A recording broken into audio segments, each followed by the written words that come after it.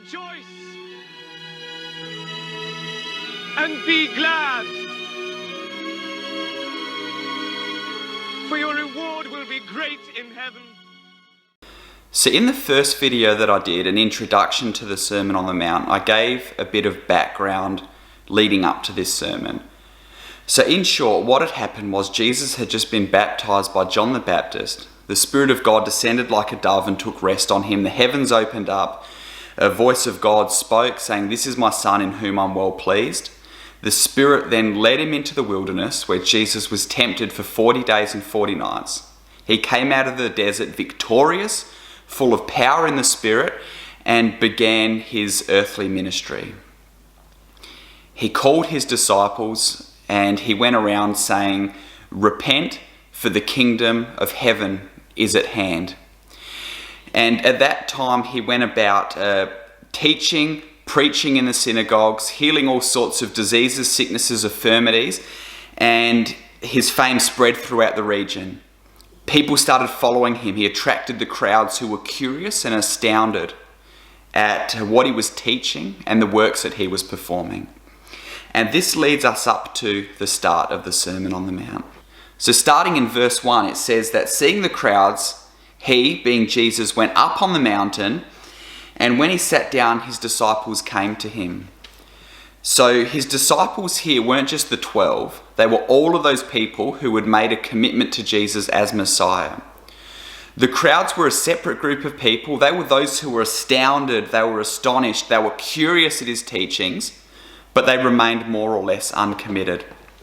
But they wanted to hear more of what he had to say. Verse 2 says, "He opened his mouth and taught them, saying..."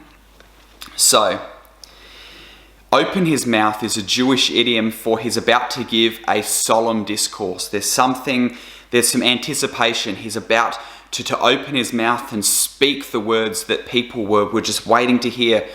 And you could imagine his disciples, you could imagine the crowds just in anticipation, hanging on his words. This man who had gone about performing all these mighty works, teaching these astounding things, and they're thinking, what's he about to say? Now, the first thing that he does say, he speaks the Beatitudes. And the Beatitudes mean blessed or happy. And in these verses, in verses 3 to 11, Jesus speaks of those, he identifies those people who are truly happy, who are truly blessed, a lasting happiness at the soul level, and wherein their happiness is found. You see, in 1 Corinthians 1 verse 25, it says that the wisdom of God is foolishness to man. And man often mistakes the end of things. He pursues things that he thinks are going to make him happy, but really they're an illusion, a delusion, and he's courting a shadow, something that he can never grab hold of.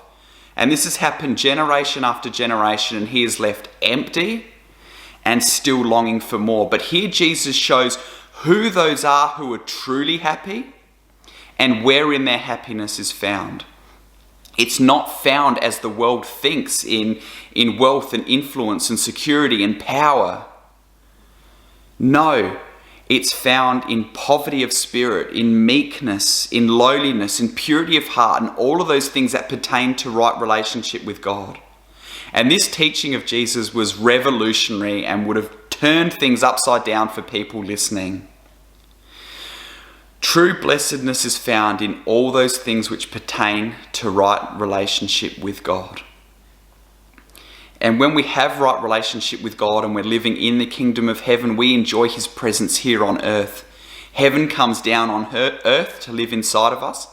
The rule and reign of Christ in our hearts. We have the mind of Christ, and we live in a state of true joy, true happiness, despite what is going on around us.